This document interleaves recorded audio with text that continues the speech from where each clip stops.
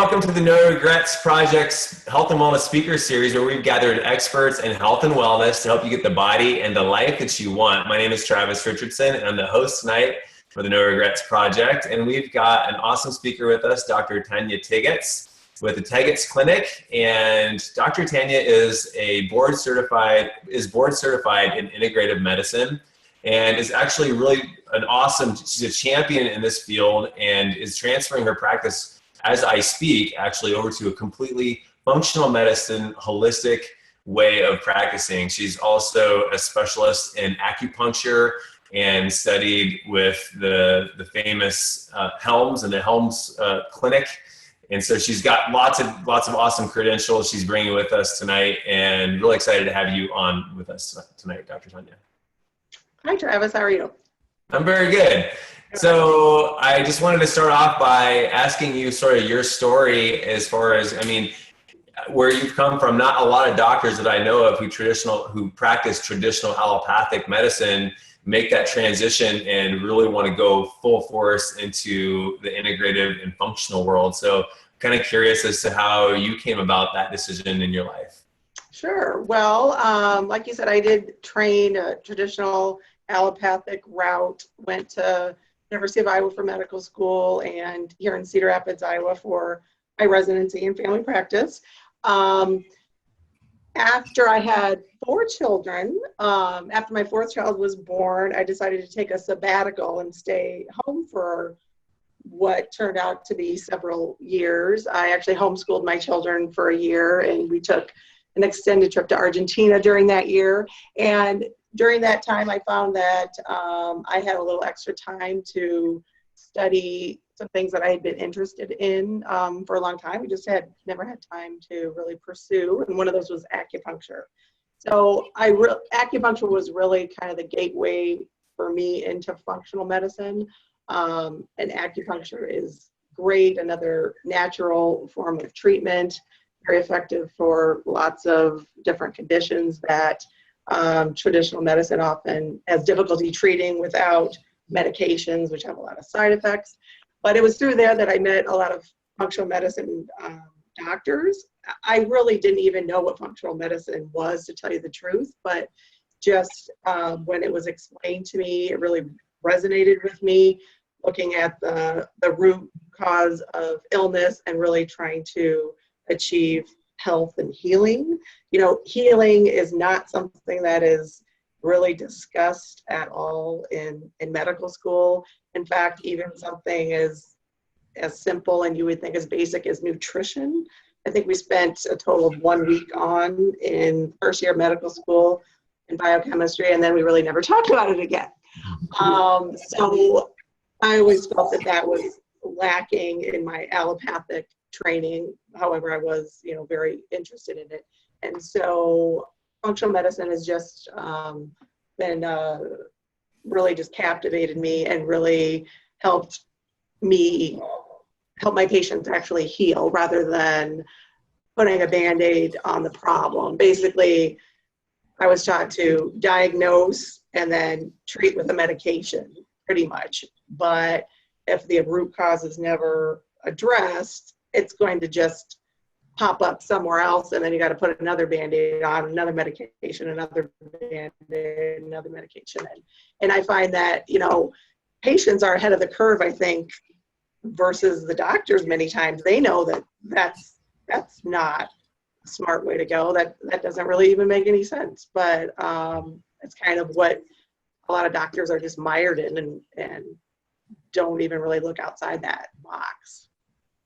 Yeah, and I found that to be true as well. And I really feel like, in my experience, this idea of healing, what real healing is not really a concept that I don't know that the word healing, unless you're talking about wound healing, is like the very specific, thing you're talking about when we talk about healing. It's usually one thing, but in the medical community, I don't really hear that as being something. And it's surprising to hear you talking about nutrition and only, really having just a week Yeah. Yeah, that's like, so that's huge. And everybody, look at all the diets everybody's on, and look at how everybody's just hungry. Give me information.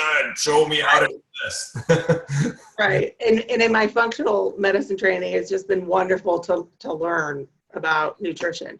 And it was almost embarrassing at first. Patients would come to me when I was just beginning my functional medicine training, and they would know more than me about nutrition. And I would have to go look something up because, I mean, they were ahead of the curve. I didn't know. I had to get the information, and I'm really glad I did. Yep. Yeah.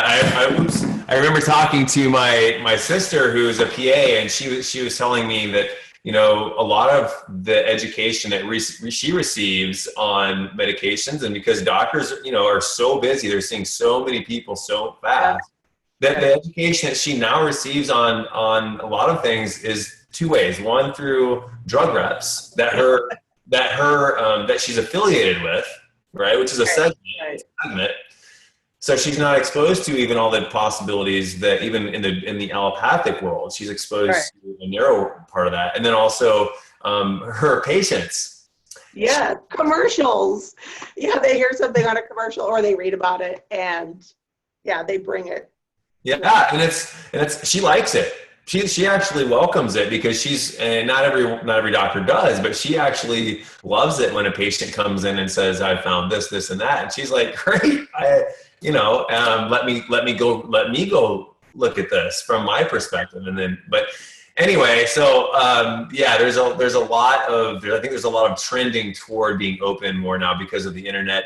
And I've always said that, you know, give a passionate, you know, I've had a son that's, as you know, been very sick, and give a really passionate parent 1,000 or 2,000 hours absolutely dedicated on one specific thing as a detective.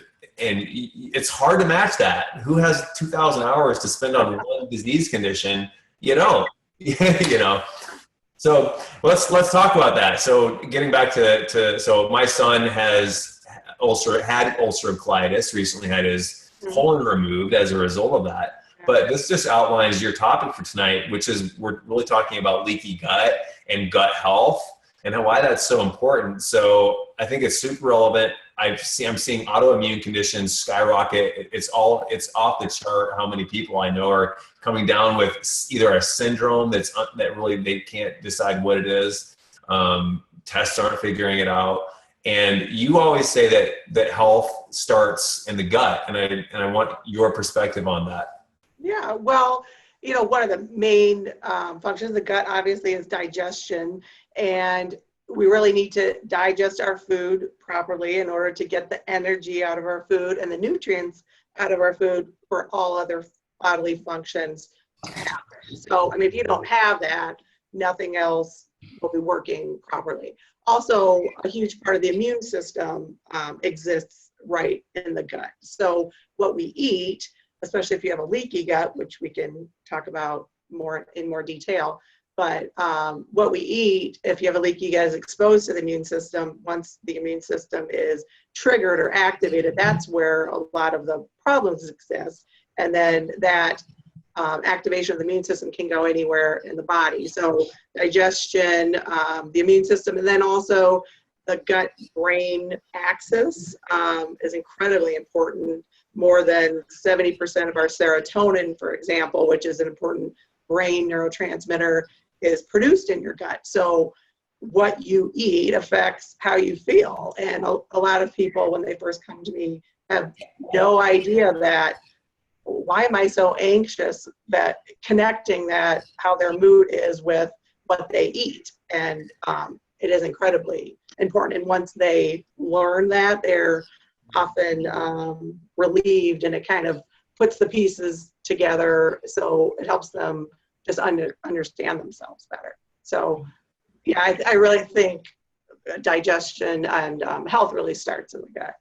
Yeah. And then just also, you know, there, as you know too, there's so many people that they're dealing with anxiety and depression and mental health issues. That also is really off the chart. And it's really empowering for somebody to come to you and you tell them, actually, guess what? There are some things that you probably don't even know that you can do to start working on that without maybe, with medication, but then gradually make a plan for, let's see how you do if we can wean you off by doing some other things, or however that works. But like, it's an empowering message to be able to say you have control over your health. Right. Absolutely. And that's not really a message that you hear going to the doctor's office. You don't really hear like, I'm going to prescribe you a diet for inflammation. I mean, maybe progressive doctors sometimes do that, but I don't, it's not my experience that's really, it's funny. And I'm not really here to badmouth traditionally trained doctors. I don't want to do that. No. Because there's a place for all of us. There's a place for every kind of practitioner. We need all of it. And I want people to be clear about that. But what I've seen is in conditions like with gut conditions, with my son, even talking to a lot of doctors, nutrition really wasn't even, I know. it wasn't even part of the equation. But I'm like, but everything he eats is affecting him directly in really bad ways. Like, you've got to give us more than a small little handout. I mean, you got to do better than that, Right. And patients come to me all the time. Yeah. Colitis, or, where I would think that's pretty obvious, what you eat is affecting your condition. But patients are constantly telling me, no, my doctor said that what I eat doesn't have anything to do with, my hormonal problem or my autoimmune disease. And I'm here to tell you it does have a lot to do with it. And you do have some control over your condition by what you eat. Yeah. What would you say the number of people that you see in your clinic coming in with the need to work on their gut health? Like, how many people are we talking about percentage wise? Oh my gosh. Probably 100 could.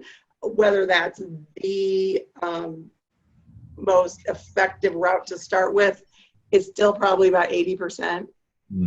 Pretty much you almost can't go wrong starting with the gut. Now, someone who is pretty educated and knowledgeable and has already done that, I do see those patients also. Maybe they've already worked on that. And then we look more at their hormones or their immune system or detoxification system. But I would say at least 80 to 90% probably can work on their gut. Wow. Yeah, that's I remember talking to another naturopathic physician, and he really shocked me the first time I saw him, because I kind of asked him a similar question. He said, I don't care who comes into my office. I can guarantee you, he said, that every condition, no matter what he sees, 50% of those, and it doesn't matter its manifestation, he says 50% is gut related.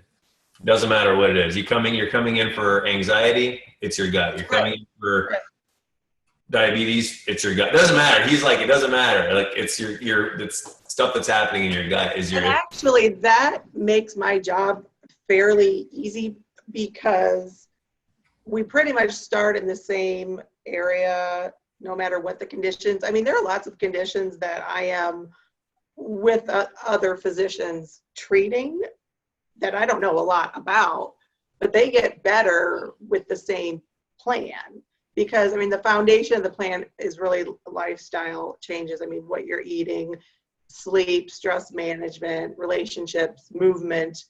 If you work on that foundation, 80% will get better, or you'll come a long way. You might not get back to 100%, but work on those things and you're ahead of the game. Then with more detailed, especially with some personalized lab testing and the judicious use of supplements, targeting certain areas, and genetic testing, we can really personalize it and individualize it. But yeah, the common things with lifestyle get you pretty far, actually. Mm-hmm. And that's it applies to everybody. I think, like you said, because we live in a pretty toxic environment, pretty modern, like, we're all stressed, and that all ends up in our gut in a lot of ways. So I think pretty much anybody could probably come in and get some work done with you, and they'd be benefited, and myself included. So um, more on the leaky gut thing. So like, how would somebody know, I mean, if somebody's listening to this right now and they're like, I don't know, maybe I have leaky gut. I don't know. What does that mean? How do you tell if you actually have leaky gut? What is that? What does it present like? Well, it can actually present in very different ways, but a typical pattern would be, now they may or may not have GI symptoms, but if they do, often constipation or constipation alternating with diarrhea, bloating, maybe heartburn, but most of the time there will be fatigue, often pain in the joints of some kind, maybe pain in the muscles. They may have been diagnosed with fibromyalgia before. Mood changes with depression and anxiety are almost universal. They're not universal, but again, maybe 80% of people will have mood changes. Often weight gain, inability to lose weight. I very commonly also see hypothyroidism with it, maybe Hashimoto's. But the fatigue, pain, mood symptoms, GI symptoms, I would say are probably what I usually see. I feel like there's a lot of people that may have never known that they've got something going on. They've just kind of accepted, like with you're talking with the bloating, the kind of the upset stomach, the indigestion, and maybe stools are really sporadic and how frequency and how they look and all of that. Yeah. That could be considered not normal, meaning healthy normal, right? Like that, like there's a lot of people that might be having symptoms. They might have had them for 10 years and they think, well, this is how I am. Right. You just become accustomed to it. I'm always bloated. I always look like I'm pregnant. Well, you shouldn't. And it may not be fat. It could be, bloating. And yeah, regarding stools, really, you should be going every day. You should have normal bowel movements, and you should feel like you've evacuated your bowels. We can go into a lot of detail with stools, but I was taught in medical school, for some people it's normal to have one bowel movement a week, and other people might have 3 a day. That's what I was taught. I don't believe it. I believed it for a long time. Actually, in certain cultures, like Indian cultures, my understanding is they want to know a lot of detail about how the stool is. And I mean, you can really diagnose a lot based on what the stool looks like. You shouldn't have undigested food in your stool, so things like that. Yeah, people get used to what is normal for them, but it may not be normal. Also, if you're not having good regular bowel movements, you're not detoxifying, that stuff is staying in your body too long and coming in contact with your immune system and can cause all kinds of problems. So yeah, I have very detailed conversations about my patients' gut health. Yeah. It tells me a lot. Yeah, no, I mean, it really is. It's not to get too gross, but what comes out really tells, pictures worth 1,000 words, but we're not going to be showing any pictures tonight, but let's just say that it's pretty valuable information to kind of take a look at that. And we don't talk about that often because it's kind of weird and awkward and gross a little bit, but it's very good information. If I were I ask my coaching clients those kind of tough questions because I do feel it tells me a ton about what's going on for them potentially. Right. Yeah. Your doctor should be asking you about your stool. Yes. Yes. Yes. So, what you asked about, well, how do you tell then? So it's the story, that would make me suspicious. And then I think it is really important to get some lab testing. And lab testing, this advanced lab testing that I do, can give really good information on if inflammation's going on in the gut, what kind of bacteria you have in your gut, the good beneficial bacteria versus, possibly pathogenic or infectious bacteria, whether you're digesting your food and absorbing your food properly. You shouldn't have fat in your stool. It should have been digested and absorbed further on. One little key: your stool should not float. If it floats, then you probably have fat in your stool and you're not digesting your food properly. So that, digestive enzymes can help with that. Another very recent test that's very helpful to diagnose leaky gut is what's called zonulin. And zonulin is a protein that exists between cells that line the gut. And the cells that line the gut, it's called leaky gut because there is space between the cells and things are getting through from inside your gut, so your stool, between the cells, and really nothing should go between the cells. They should go inside the cells because that's a regulated process. So when things are going between the cells, they come in contact with your immune system, and that's really where the problem starts, and that's inflammation. So inflammation can start there, but then it can really go anywhere in the body. It circulates, right? What? Yeah, it kind of circulates through. I mean, when you think about, I think about asthma, and as you're having allergic response, in the bloodstream, the blood circulates through, goes to the lungs, and irritates the lungs, and now you have asthma. So skin, goes to the skin, and now you've got eczema. Yeah, I mean, very commonplace is your thyroid can develop Hashimoto's thyroiditis, which is an autoimmune condition. It can go anywhere: brain, nervous system, cause pain, mood changes. Really, it can go anywhere. Yeah, that's, I don't think people a lot of times associate their thyroid with their stomach, their gut. I actually, with my son too, he has asthma and allergies. He's had all these things, and I'll never forget when I took him to his allergist, and we were talking about how we had seen a naturopath, and we started working with his gut, and we started putting, doing things to help heal his gut, and all of a sudden his allergies got better. We were able to get him off of Pulmicort and some other different kind of asthma and allergy medications, and it was really just diet change that we did. And it really took me just saying, you know what, I can't take seeing him suffer anymore. I've got to find a different way. I don't believe that there's nothing other than to keep increasing medications, adding. I just can't believe that that's the only, there's got to be something, right?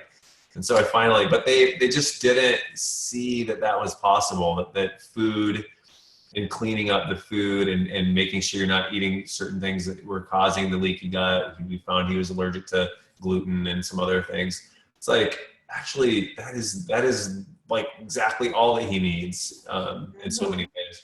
So if somebody has leaky gut or any gut health issue, what are some of the kind of treatment protocols? How would somebody, if they showed up to your office, kind of what would that look like for somebody if they wanted to come in and get seen and maybe did some tests, or how would that be? Well, if I have a clinical suspicion, one of the first things that I do actually is recommend an elimination diet. An elimination diet can be therapeutic and also identify food sensitivities.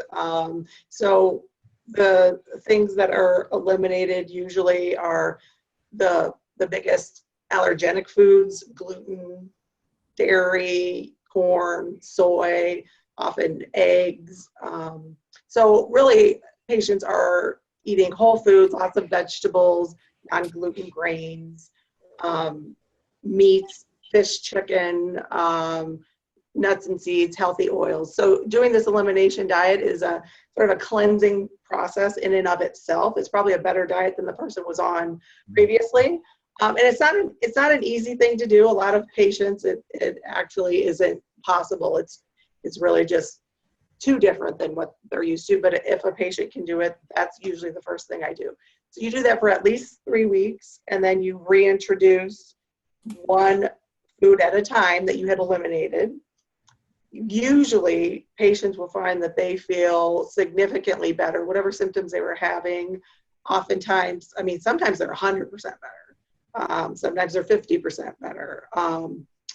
And then when you reintroduce a food that they might be sensitive to, if their symptoms come back, then they're sensitive to that food. And that really is the gold standard as far as food sensitivity. It's better than a blood test for food sensitivities because you're just clinically doing an experiment and your body tells you, yes, you're sensitive to that.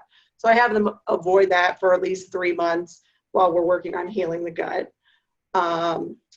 So besides the diet, glutamine is an amino acid that is the preferred fuel source for the gut.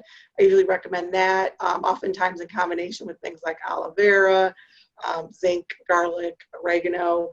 Colostrum is another substance that comes from breast milk that has great immunoglobulins or antibodies that help heal the gut. Probiotics then are huge, the beneficial bacteria that do all kinds of wonderful things and really that we couldn't live without, that live in our gut. So those are kind of the basics, and then long-term improving the diet. Also working on stress management, that's a very important issue. Making sure they're getting enough sleep. Exercise usually comes in at some point also. Mm-hmm. Yeah, it really kind of looking at the overall profile of the person. I mean, if they're really adrenal glands are maybe compromised a little bit, you don't want to start them out on kind of it's definitely tailored. So when people are listening and you're hearing all these supplements, just know that like not every supplement is right for every person. So you want to come get guidance because it's not. I've had people where they hear me say things and then they'll go and do it, but it's not right for them. So I'm like, you should come talk to me first. Come talk to Dr. Teggatz first, excuse me, and kind of find out what's right for you. That's the main thing. Here, I do want to ask, I'm going to ask you one more question. And then I'm going to give you a chance to offer a special gift to the listeners. And then I'm going to give you a chance to kind of give your final thoughts. But this is a really important question. I just thought of this, and I think a lot of people need to hear this, is that the use of antibiotics and what that's done to the gut biome, I think we underestimate how much damage it's doing and what ends up happening years down the road even as a result of antibiotic usage. So I don't want to talk about that part, but what I want to ask you is, what do you recommend? Let's assume that that's all true and real for a second, which we both agree. Is that what do you do to mitigate that? Do you have a probiotic kind of regimen that you recommend? What do you tell people who are taking antibiotics? Well, if a person is currently, anytime I prescribe antibiotics, and first of all, I try not to prescribe antibiotics, but if I need to, I have the person take a probiotic, and usually I include a yeast, Saccharomyces, which is very important. They take that while they're taking antibiotics, and usually at least a month afterwards. Oftentimes the person's already on a probiotic, but asking the question, have you been on antibiotics in the past? That's something in my, that's a routine question in my history. Even as, a little child, that can affect you down the road. So the way to mitigate that, it depends on what kind of damage has already been done, but the use of prebiotics, which prebiotics are just the food that the probiotics or the bacteria eat. So making sure that the person has enough prebiotics and then giving probiotics. I don't necessarily have a particular regimen, but just looking that they're getting enough, preferably from their diet, from foods like yogurt and kefir, any fermented food, kimchi, kombucha, things like that. It's always preferable to get it from the diet. But then just looking at the diet as a whole, because basically what we eat feeds different bacteria.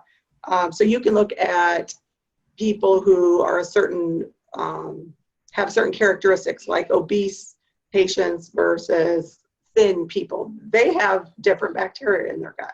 And the reason they have different bacteria is because they eat different foods. Probably more processed foods, higher fat foods, higher saturated fat. versus more fiber, phytonutrients in, the thin people. So it's not really surprising that they should have different bacteria in their gut. So really just changing the diet is really the mainstay. But then to answer your question, it depends on what effect the use of antibiotics have had. Yeah. Okay. Yeah. That, I mean, it speaks to tailoring this a regimen to a specific person, and not to get too much into plant-based diets, but I really advocate for plant-based diet because the bacteria does grow so well on plant fiber, and like I know squash, for instance, is a really great source for bacteria, good bacteria to kind of propagate, and as a prebiotic as well. So get lots of fiber from some fruits and vegetables is good for people. Okay. Well, at this point, I want to give you a little bit of a space to offer special promotion for the listeners for a limited time only. So I'll let you go ahead and talk about that for a moment. Okay. Well, I do offer supplements in my clinic. I found several companies that I work with that are really, they offer, I call it kind of pharmaceutical grade supplements because of their quality control, often independent research that these companies do. So I do sell those in my clinic, and I am offering 20% off any supplements that I sell during this no regrets health promotion that you have going on. So if you want to stop by my clinic, it is located at 5100 Fountains Drive Northeast in Cedar Rapids, next to the big Hy-Vee on Edgewood Road. Come on out and you can have 20% off the supplements, which I don't offer. I offer 10% off once a month, but the 20% off is really a very good deal. So I'm going to come out and take a look. That would be great. I also offer a 15-minute free consult for anyone who would like to come in and talk with me to see if functional medicine might be right for them. Oh, that's great. Thank you so much. Yeah. Thank you so much for that. That's going to be a really great thing for me to help the listeners kind of get going on their health journey. I think it's having you in the neighborhood is a huge asset. And as I said, at the time we're doing this recording right now, the Teggatz Clinic is transforming into a fully functional medicine place, and that's really rare around here. You're really breaking new ground, and I would say definitely a pioneer, and that you're really saying no to systems that don't work, and you're saying yes to those ones that you found to work. So I think that's really cool, and I honor you for that, for sure. I want to give you the floor back just for anything that you want to leave the listeners with, any words of advice or tips for success. Well, most of what I do and most of what really keeps people healthy is, what I would recommend is watch what you eat. Food is medicine. Food can either be a poison or food can be a medicine. Food is information. Every time you eat, your body has to do something with that information. So you want to keep yourself healthy by eating whole foods, organic foods, as free from preservatives and unprocessed foods. So eat right. Also keep moving. Our society doesn't move enough. We're a very sedentary society, and our bodies were designed to move. Also stress management. I think every patient comes to me saying, I'm under stress. I feel stressed. We're all stressed. We have to slow down and take time to recharge, connect with ourselves and with a higher purpose, if that's what you believe. That's incredibly important. Stress has physiologic effects on the body. So take care of yourself. A lot of what I do is fairly common sense. I just see patients after, they've had these effects on their body. But if you take care of yourself, hopefully you can prevent illness and stay healthy. Thank you so much. Dr. Tanya Teggatz at the Teggatz Clinic, everyone. Again, my name is Travis Richardson with the No Regrets Project, and talk to you later. We'll see you soon, Dr. Thanks, Tanya. Travis. Bye-bye. Bye-bye.